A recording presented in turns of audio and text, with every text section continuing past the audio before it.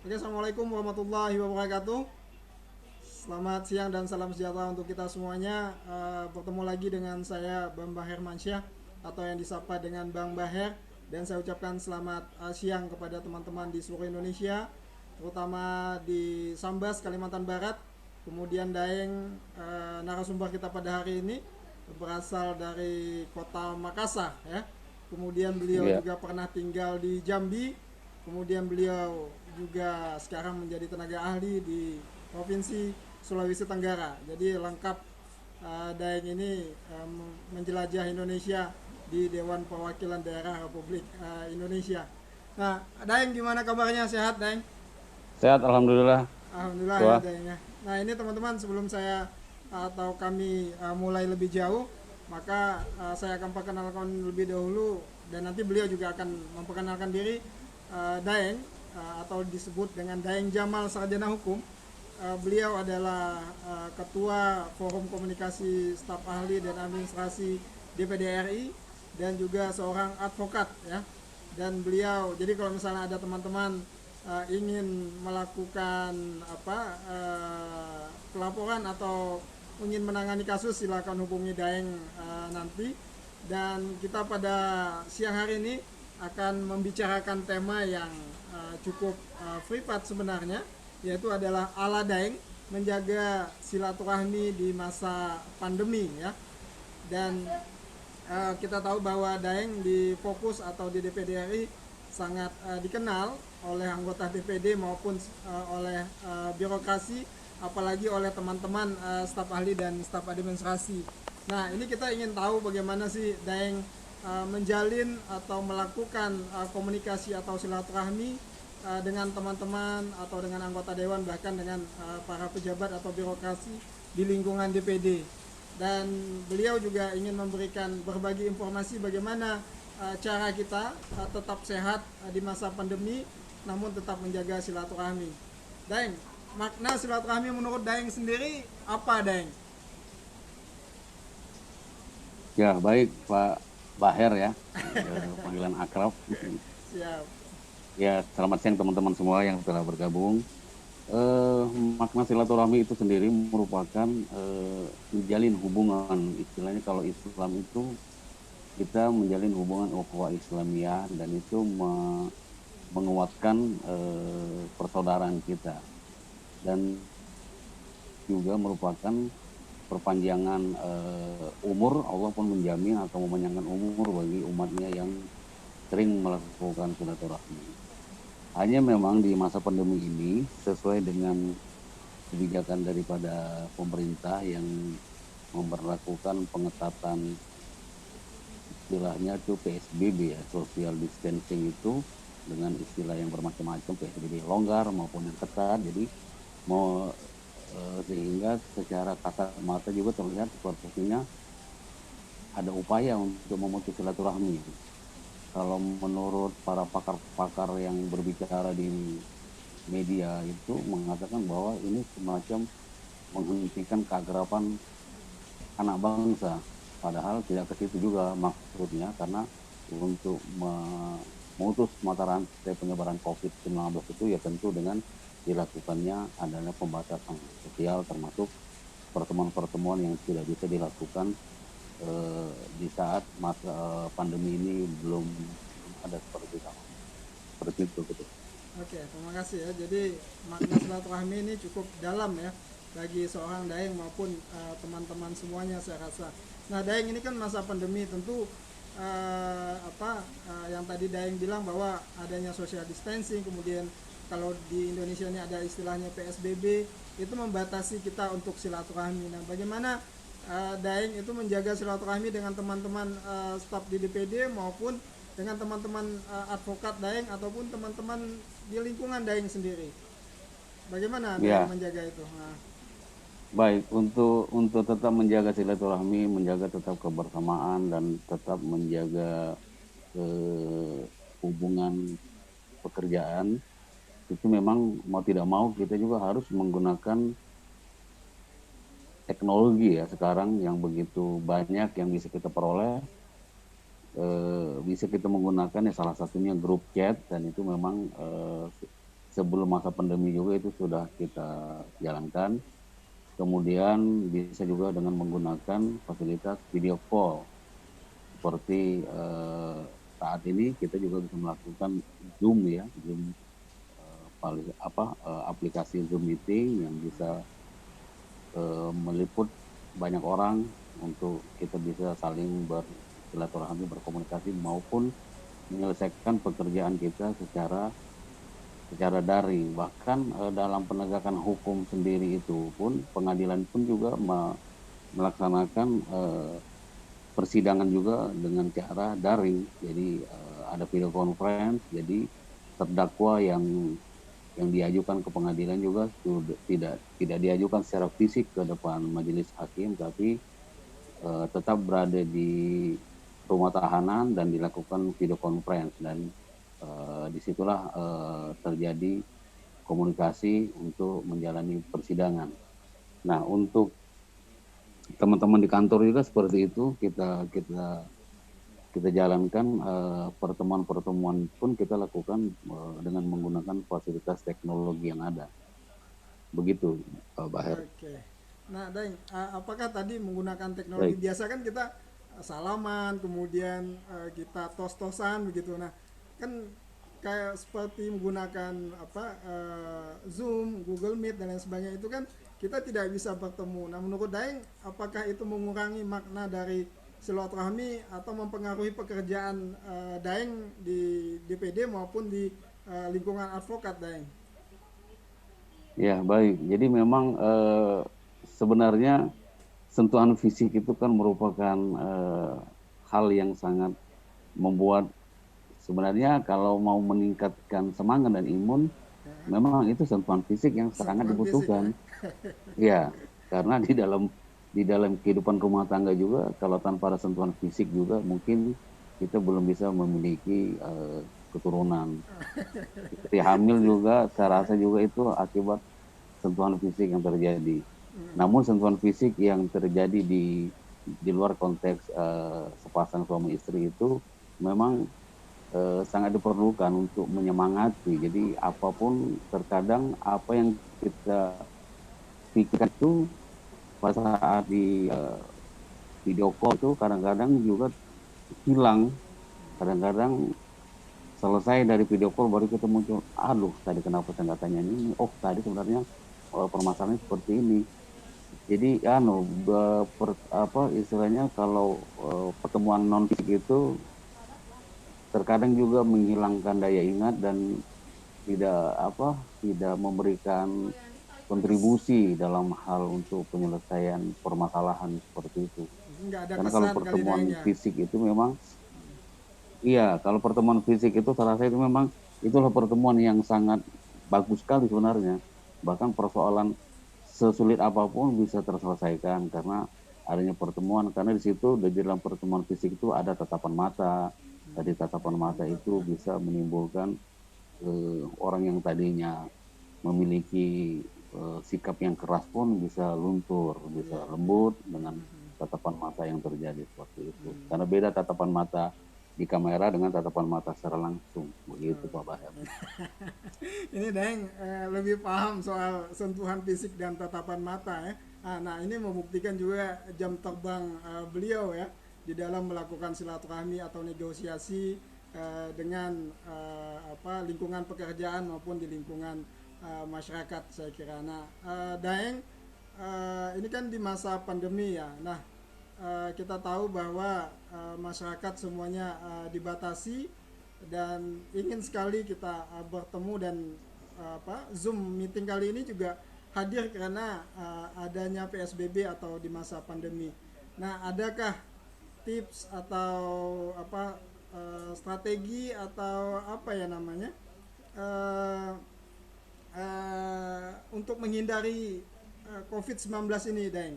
Tapi yang penting kita tetap silaturahmi, kemudian bagaimana kesehatan kita tetap terjaga. Nah, ini sekedar informasi buat teman-teman dan alhamdulillah kita berdoa bersama Daeng alhamdulillah sudah negatif dari COVID-19 kemarin 10 hari ya Daeng ya. Iya, 10 hari di Timur.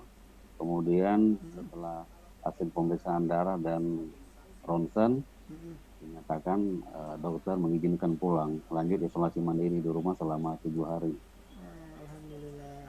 Nah kita tentu teman-teman di DPD maupun teman-teman daeng saudara-saudara yang tentu mendoakan semoga cepat diberikan kepulihan ya. Dan saat ini beliau sedang melakukan pemulihan di rumah, dan kita tentu sekali lagi berdoa semoga Daeng cepat kembali pulih dan beraktivitas seperti biasa. Nah Daeng bolehkah Amin, amin, amin, ya rabbal alamin. amin ya robbal alamin. Nah Daeng bolehkah berbagi sedikit apa yang ingin Daeng sampaikan kepada teman-teman supaya kesehatan kita tetap terjaga dan kita dapat terhindar dari COVID-19 ini Daeng. Baik Pak Baher, jadi saya sekali lagi mengucapkan terima kasih atas doa dan support Pak Baher dan rekan-rekan semua. Jadi persoalan COVID ini memang dilematis dan di awal-awal juga kita seperti tidak percaya karena tidak adanya bentuk fisik yang diperlihatkan oleh COVID-19 ini. Ditambah juga dengan berita-berita yang memang simpang siur, kita juga tidak tahu yang mana kita percayai. Ada yang mengatakan di awal waktu itu hanya bocoran daripada senjata kimianya Cina, dan itu ataupun ulah daripada perusahaan-perusahaan yang perusahaan persaingan farmasi, dan kita pun tidak ini. Jadi waktu di awal Februari, bukan, di akhir Februari itu, di awal Maret, jadi memang Depok itu kan merupakan daerah pertama yang dinyatakan disebut oleh Presiden ada 2 orang yang terinfeksi COVID-19. Sejak saat itu pun ya kita sudah mengantisipasi dan pemerintah juga sudah melakukan tindakan-tindakan perlindungan, edukasi segala macam kepada masyarakat. Saya juga bersyukur bahwa selama hampir 1 tahun juga di tengah tingginya penyebaran COVID itu, alhamdulillah masih bisa bertahan, tidak sakit apapun selama 1 tahun itu. Kemarin saya terpapar itu, saya juga tidak bisa menjawab kalau ada pertanyaan. Banyak teman-teman menanyakan di mana kenanya dan nggak mau saya jawab pertanyaan itu karena saya juga nggak ngerti, karena saya bepergian juga beraktivitas kadang menggunakan kendaraan sendiri, kadang menggunakan kereta KRL, dan makan di tempat yang memang menerapkan protokol kesehatannya, jaga jarak. Saya juga nggak bisa jawab kalau kenanya itu di mana. Nah, untuk tetap menjaga bagaimana menghindari dari penyakit COVID-19 ini, saya harap teman-teman juga tetap mengkonsumsi lah ya makanan nutrisi, karena memang ketahanan tubuh itu memang hanya bisa didapatkan kalau memang kita makan, dan makan itu juga tidak perlu harus mewah, yang penting memiliki nutrisi seperti makan tahu tempe dan sayuran itu juga sangat tinggi sekali nutrisi yang bisa dihasilkan. Kalau soal dikatakan kita jangan berpikir, ya susah, karena kita manusia hidup ya tentu kita berpikir ya Pak Bahel Iya, ya. iya, betul, betul. Kemudian kalau dikatakan semangat, ya Semangat. ya harus semangat, karena memang semangat itu juga banyak unsurnya yang kita bisa. Jadi kalau suami itu kalau kalau mau semangat ya tentu dia harus mendapatkan itu dari istri. Walaupun seorang yang lagi kasmaran juga ya masing-masing pasangan itu juga mendapatkan semangat dari pasangannya masing-masing. Anak juga dapat semangat dari orang tuanya begitu. Termasuk juga pekerja-pekerja, ya mereka akan semangat kalau pimpinannya juga memberikan gaji lebih, ya kan, Dari uang reward ya tips Daeng. tips yang banyak kepada anak buahnya. Jadi tanpa itu juga ya agak sulit semangat itu kita bisa dapatkan. Iya. Nah, yang paling penting memang yang saya lihat kayaknya menghindari keramaian itu yang paling utama. Kalau kita pakai masker sudah pasti ya, karena tanpa memakai masker pun kita akan dikejar oleh Satpol PP, bahkan ada denda yang Iya. Kemudian kalau cuci tangan ya seperti biasa kita lakukan.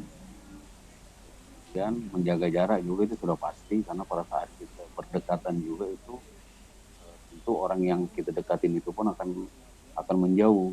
Apalagi kalau di tempat fasilitas umum itu kita dekat pun kita dengan sendirinya oleh petugas dari tempat umum itu pun akan menjauhkan jarak kita. Tapi dengan mendatangi keramaian-keramaian seperti kita ke kafe-kafe, ke mall segala macam, itu yang sangat sangat rawan kalau menurut saya. Karena mungkin saya terpaparnya juga di tempat keramaian itu. Karena kemarin saya waktu eh, Sebelum sebelum saya perang itu. mengunjungi dua tempat waktu itu. Kebetulan saya menjadi among tamu dari senator di DPD yang menikah. Saya bersama staf anggota tersebut saya temani untuk belanja baju seragam. Dua tempat itu saya datangi di Tamrin City dan di ITC Kuningan. Saya tidak tahu juga apakah dari situ terpapar memang, tapi demam saya memang diawali dari kedua tempat itu. Seperti itu Pak Fahir. Oke, terima kasih Daeng. Jadi Daeng ini teman-teman berusaha sudah menerapkan protokol kesehatan ya, seperti menjaga jarak, pakai masker dan juga cuci tangan. Namun kita tidak tahu di mana tempat atau door plate-nya Daeng ini kena, karena kita kadang tidak sadar ya, walaupun kita sudah berusaha untuk menerapkan protokol kesehatan, namun sewaktu-waktu kita tidak pernah tahu di mana kita memegang ini, memegang itu dan lain sebagainya. Nah, Daeng, ini mungkin pertanyaan terakhir ya sebelum kita tutup, tidak berasa sudah hampir setengah jam juga kita ngobrol begini, Daeng. Nah, Siap. nah ini Daeng, kan tadi uh, tipsnya adalah untuk menghindari keramaian, salah satunya pesan dari Daeng. Nah, Daeng, pada masa pemulihan ini apa yang Daeng lakukan? Konsumsi apa? Apakah tetap olahraga dan apa support dari teman-teman bagaimana begitu? Nah, mungkin itu yang perlu kami ketahui, Daeng. Ya, baik Pak Fahir. Jadi setelah saya menjalankan isolasi mandiri di rumah, yang saya lakukan itu ya memang olahraga ya, pagi Ya, hari olahraga juga, olahraga ringan, hanya senam ya, dengan mendengarkan musik-musik dangdut yang keren ya, ya. seperti Jadi seperti dibuat lagu, happy ya, Daeng ya. ya dibuat happy, jadi Ya, seperti lagunya apa yang merasukimu, ya udah itu aja sambil kita senam, sambil kita tarik nafas. Yang paling bagus itu memang air panas dicampur dengan madu air setiap panas pagi. dicampur madu. Madu ya itu sangat efektif sekali itu, apa, menghilangkan juga batuk-batuk di tenggorokan dan membuat bersih juga tenggorokan itu. Itu Itu kita selain madu bisa jadi dicampur apa lagi, Daeng? bisa juga dengan jeruk nipis, Oh, jeruk tapi dengan nipis. catatan bagi yang memiliki Asam lambung penyakit ya. mah ya, asam lambung ya, mungkin bisa dikontrol banyaknya jeruk nipisnya. Ya, Itu ya. bisa dilakukan di pagi hari, kemudian di sore ataupun di malam hari. Ya. Itu sangat bagus sekali dan itu yang saya rasa memberikan dampak yang sangat banyak terhadap kesehatan saya sekarang. Dan kemudian yaitu setelah itu baru kita sarapan, kemudian makan buah-buahan ya, paling bagus juga memang buah-buahan itu eh, jus naga sama dengan jambu biji Jus naga jam. Itu di itu mix atau satu-satu, Daeng? ya terus boleh enggak dipisah Mix. satu-satu. Ah, Jadi buah naganya boleh dimakan mentah begitu ataupun di jus. ya, ya. Kalau jambu bijinya memang lebih bagus dimakan secara langsung aja dibandingkan Oh, di jus ya. di jus. Tapi di jus juga nggak ada masalah. Artinya cuman jangan beli yang sudah jadi jus di luar, itu kan itu kurang bagus karena Iya, iya. saripatinya juga kayaknya sudah minim kalau yang kita beli di luar. Oke. Kemudian konsumsi juga kurma membuat penambah eh, energi, kemudian ya tentu sholat ya, setiap tiba waktu sholatnya kita sholat, banyak berzikir dan banyak bersalawat. Kemudian susu beruang juga bagus untuk dikonsumsi pagi dan malam. Insya Allah dengan kita jalankan protokol kesehatan tadi dan menjaga makanan, kita memakan buah-buahan, sampaikan tadi, insya Allah tuh badan akan fit gitu. Oke. Baik, Daeng. Terima kasih banyak Daeng Ya, atas waktunya. Dan saya juga kalau terima kasih ini sudah diundang. ini nanti kita akan posting di YouTube, dan saya kalau boleh menarik kesimpulan yang dari Daeng sampaikan adalah bahwa walaupun kita di masa pandemi tetap kita lakukan silaturahmi dengan terbatas dan dengan memanfaatkan teknologi yang ada. Kemudian kita tetap menerapkan protokol kesehatan dan jaga makan, tetap olahraga dan happy terus. Dan ini Daeng orangnya happy terus ya Daeng ya, nggak pernah Iya. kayaknya muram dan susah begitu. Nah Daeng, apakah ada kata penutup untuk kita akhiri diskusi kita pada siang hari ini? Ya, begitu begitu aja kesimpulannya seperti yang sudah Pak Bahar sampaikan kesimpulan tadi, itu juga merupakan kesimpulan saya. Artinya tetap semangat, jangan pernah putus asa, anggap hidup kita masih lama ke depan. Masya Allah. Oke, thank you Daeng. Salam buat keluarga Fadel dan semuanya yang ada di rumah. Semoga Daeng Terima kasih, terima cepat kasih. pulih. Kita sampai Terima ketemu kasih di Pak kantor Bahar. karena teman-teman rindu dengan Daeng yang selalu menggunakan baju yang warna-warni jreng gitu Daeng. Insya Allah minggu depan sudah mulai aktivitas di kantor, Alhamdulillah. Pak Baik. Bahar. Sekali lagi terima kasih Daeng. Siap, terima kasih juga Selamat Pak Bahar. siang dan Ya, Assalamualaikum siang. warahmatullahi wabarakatuh. Waalaikumsalam warahmatullahi wabarakatuh.